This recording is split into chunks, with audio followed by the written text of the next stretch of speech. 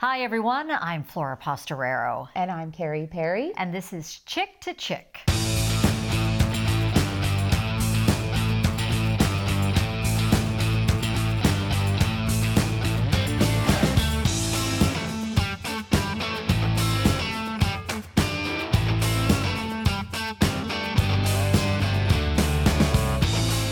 All right, this episode of our podcast, we are calling the Varsity Blues. And Carrie, you are really fired up about this, really fired up about it.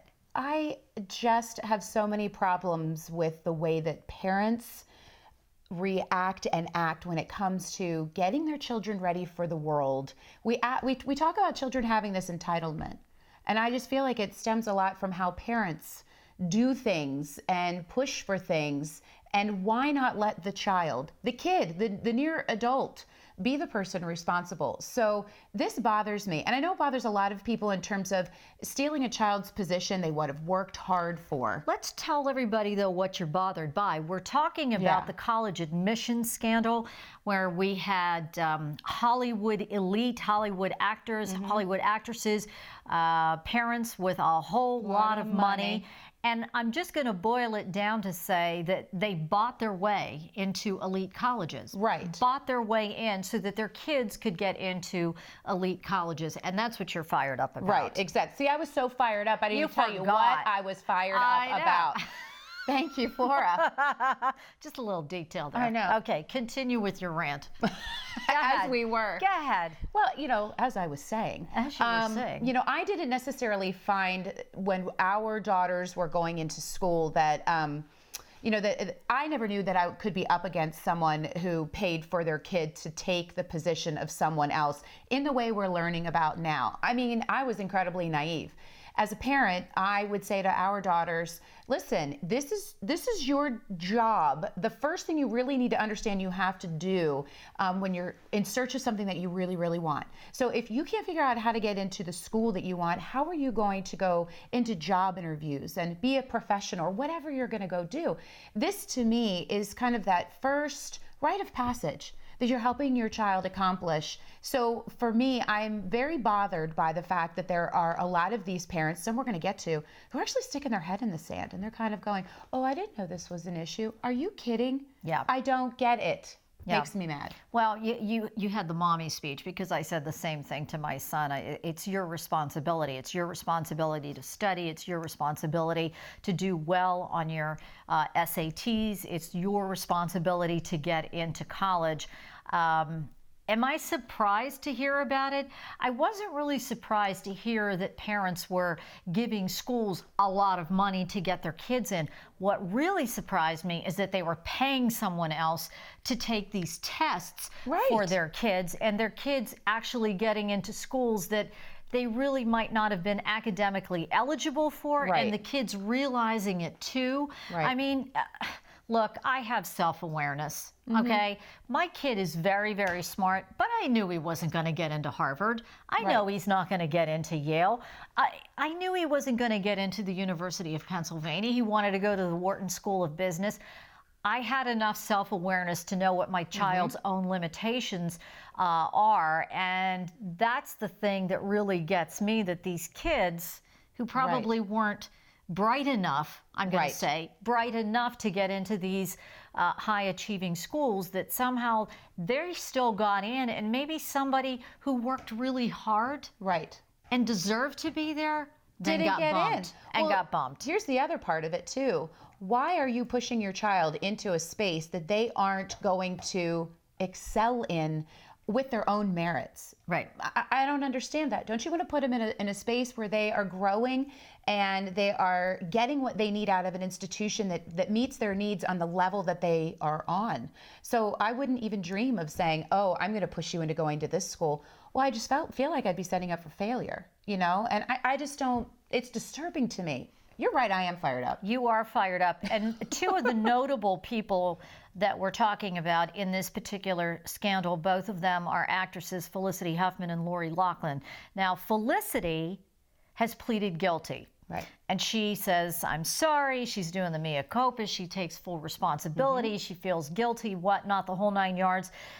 She pleaded guilty to making a $15,000 contribution to get her daughter into an elite university. Lori, on the other hand, Aunt Becky from Full House, boy, I'm Not looking so at Aunt much. Becky differently. I am too. This is the part she says a friend says she is shocked and saddened, and that she just can't grasp the scope of what went on. So they gave money to this consultant, not entirely knowing that everything that was going to be done. And when it all fell apart, nobody was more surprised as they were that they were in trouble. To which I say, really? My eyes were rolling so much during that whole thing you read that they hurt. Well, Really? first of all, what was it, $500,000? $500,000. You're just going to hand over $500,000 going, I'm not really entirely sure what you're going to do with I don't $500,000, but I'm just going to trust it's going to be okay. Oh my goodness. Well, listen, on the line, we have someone who's going to help sort this out a little bit. Jessica Hess is the Director of Admissions for Lycoming College. She has been kind enough to come on and talk to us because, listen, Jessica, we know that this is a topic that isn't always one that the universities want to talk about. So I want to thank you so much. Welcome you to Chick2Chick. Again, thank you so much for being here. This is going to be an important conversation. Absolutely. It's a pleasure. Thank you very much, Carrie and Floy. I appreciate your time and your attention that you're giving to this opportunity for students and families to learn from. And you're really brave because I just warning you, Carrie is really fired up. She's really fired up about this. I'm not mad at Jessica. No, I know. So I'm not going to hurt Jessica with words. She may feel your wrath, so it's a good okay. thing she's on the phone and we're here. Yeah. It's a good thing. So I think the one thing that I would love to understand from your end of being in the position of accepting students is this really something that is happening? Are parents really going to these types of extremes? Are you noticing this trend that I must have had my head in the sand for? Me too. Yeah, regretfully, I've been in higher education my entire career and at some wonderful institutions, and there are definitely families who have really interceded a little bit more than maybe they should have in their child's application process. And, you said in your opening, really this is something that students should be taking responsibility for. But I mean, there's an increasing amount of pressure on young people today to get into, what are thought to be the quote unquote best schools. And I think that there are parents that maybe are focusing on the wrong things. If you look historically at higher education, there's definitely a correlation between certain types of institutions, certainly those more highly selective institutions and those that are some of the oldest colleges and universities in the country who, have a lot of esteem and prestige. And outcomes later in life in terms of career. But in this day and age, really the pendulum has moved forward a little bit, and students really need to often get an advanced degree, to really be competitive in the career field and job market. And so I think, that pressure to have that undergraduate program at a particular place is maybe a little bit beyond, where it should be at this point. I think that we need to focus on really what is coined as the best fit for a student. Yes. And that's something that over the past 5 to 10 years, both the secondary school counseling field as well as the college admissions field is really focused on that fit. What's going to position a student well with experiences, with a good academic match, with a good mentoring match with faculty and staff on that campus. And those are the things that really should be more so the focus. So how do you push them in the direction to start making these decisions for themselves and it not being based on how their parents are pushing with either their wallet or other influence? Right, absolutely. The student, as we've kind of mentioned, really should be the lead in the college search and application process whenever that starts in that family and for that student. There's a presentation that I do across the country on the college search and process. And what I tell the students is you're the captain of this team. So you're the captain, you're the coach, the leader of this group of individuals, and you're going to push and position everybody else who's supporting you in an appropriate role. So that might be someone reading your college essay, or double checking your application, or you're going to reach out to folks to fill out your recommendation letters and to be that resource for you so that folks can understand a little bit deeper about you in a specific area, whether it's a supervisor or a coach. Or a mentor from the community, a pastor or a rabbi. So these are all your team. And, I share with them that this is your responsibility because this process is yours, but you have access to these individuals. It could be a sibling who's been through the process before. So all of these folks are there to support you and have their place, in that process. So I think it's fine for students to look to their parents or guidance counselors or other role models for advice and tips on the college search. And certainly, as you mentioned, financial aid and making sure that institution is a good financial match and a realistic match for that student and family. But in the end, it's the student that's going to be living there, living in the residence halls, joining clubs and organizations, maybe being a varsity athlete or an actor or a choral member, taking the classes there again, and really forming new relationships and having that whole experience. It's the student. And so I think while the trusted adults and role models need to know what's happening and need to support the student, they also need to know when to step back and let the student steer the ship, so to speak. Stop hovering. Honest Did you hear that, Carrie? Stop hovering. I do not hover. No, you don't hover. And it is hard. It is hard. It is very hard. You drive the hover bus. I do. On certain days, not every day. Yeah. Jessica, you said something that was, to me, really, really touched on something. You got to make sure the school is the right fit. So not just on a social level, but academically as well. Correct. And I think the thing that I'm having a hard time, these parents who paid to get their kids into these elite schools that maybe they were not academically on par with, I as a parent, I wouldn't want to put my child in that situation. Right. I know my son, I know what his limitations are, and why would I want him to go to a Harvard or go to a Yale when I know that academically that is not going to be the right fit for him, and he's going to struggle. And ultimately, when he struggles, I get the phone call and I got to deal with it. So I don't even understand that. Why are you putting your child in that situation? I don't get that. That cannot be healthy. I don't healthy. get that. Yeah. Yeah, I agree. And I think earlier, I think it was Flora that mentioned, the individuals who were having proxies take the SAT for their students, and that's, very challenging, right? I mean, those are aptitude staples in our field and obviously a requisite for many of these institutions. And there are so many resources for students either, through College Board itself or through Khan Academy, for students to really take ownership before that process and practice. A lot of them are free resources. Most of them are free resources at this point. When that student is at their institution, wherever it might be, what kind of support is that institution going to have when, as you say, they might be struggling with the rigor of that college environment? Are they really going to be students who access the academic resource, center at a particular campus if they are falling behind, if they haven't been able to, in that transitional time and that young, adult growing time of high school, seeking out the appropriate resources, that's a practice that they need to continue to be in. So it really does put them at a disadvantage, not only academically, but also in that self-advocacy and making sure that they can advocate for themselves and seek the right pieces of the puzzle to make their experience good in the classroom and out. Yeah, that was my point. I mean, if you can't set your kids up to understand what direction they should pursue.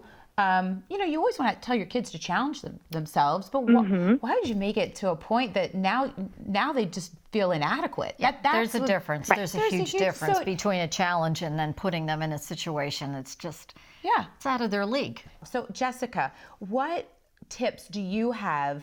And I don't even know where to start. I feel like I have to start with parents. Okay. What tips would you have for parents? That's the back off and engage, I guess. And it is hard, right? As you mentioned earlier, I have children. I have a young man in high school, and it is hard for me to bite my tongue and, to ask him, deep questions because he's still searching and seeking.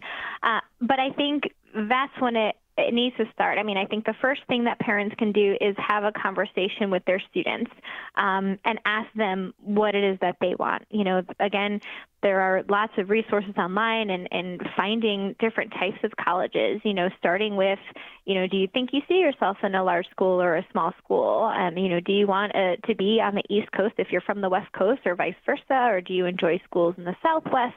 You know, do you want to go to a more technical institution? You know, for women, do you want to go to the sister colleges? I mean, there are so many questions that we can ask these students to just help them along this journey, right, that they should be authoring. So I think that's the first thing is to have those conversations about what the student wants themselves, right? And then take it from there, because there are over 4,000 colleges and universities in the United States alone that all have a different, you know, size and fit and focus, from Research One institutions to the liberal arts colleges. And I mean, just a lot of variety for students to select and explore. I think that financial conversation is important as well. Now, obviously, maybe not a challenge for those folks who are involved in the recent controversy, but for most of us, I think having a good conversation about the financial fit, you know, for a family and a student would be good. I think college has kind of become a consumer's market a little bit. You know, folks are looking for the best deal, but sometimes the best deal might not necessarily mean the best experience.